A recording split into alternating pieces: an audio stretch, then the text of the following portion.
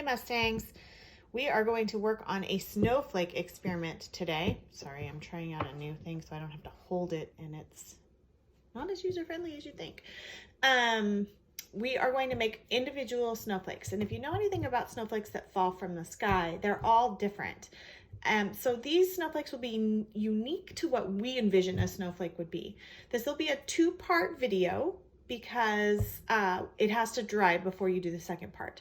What you'll need for this experiment is salt, liquid glue, any kind of liquid glue, food coloring, and water, and paper plate or paper.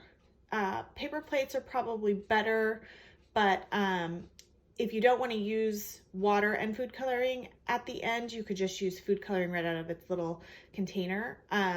You could use a little medicine syringe, or you can use like a paintbrush. It's totally up to you on how you want your snowflake to look at the end. What we'll do is we'll first create our design and we'll let that dry, and then we'll come back and we will colorize it however you want to colorize it. So I'm gonna change this up and get started. Okay, there is my paper. I'm just gonna use paper because I probably won't use water on the second end. And I'm just gonna create my snowflake. Now, if you remember the other day when we cut out snowflakes, they can be, let's see, why is that my gluey? They can,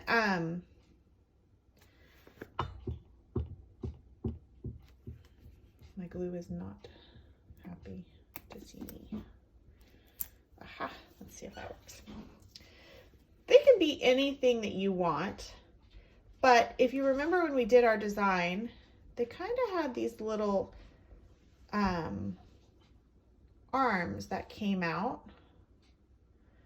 And again, this is your snowflake, unique to you, and what you think a snowflake might look like up close. Okay, you're gonna want to use a pretty good amount of glue. I think my snowflake will have little mini arms.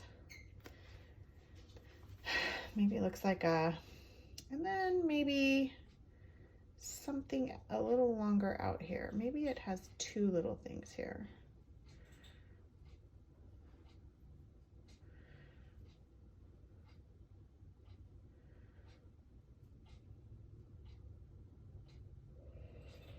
Okay, so that's what my snowflake is going to look like. And it's kind of hard to see right now because it's on white paper. After that, we're just going to go ahead and we're going to sprinkle salt.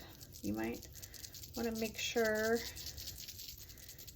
that you have a parent supervising so you don't just pour all the salt right on to it. It doesn't have to be gobs and gobs and gobs of salt right off the bat. So you see I'm just sprinkling the salt on. The idea is we want to make sure we coat the glue.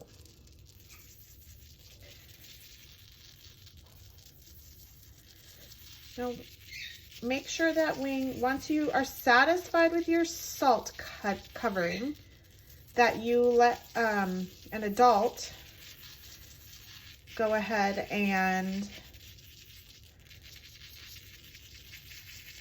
shake off the excess. Don't try to carry it without some help because we don't want salt everywhere. So you can see that is mine. Now I'm going to go ahead and let this dry, and I will then come back and show you how to do the second part.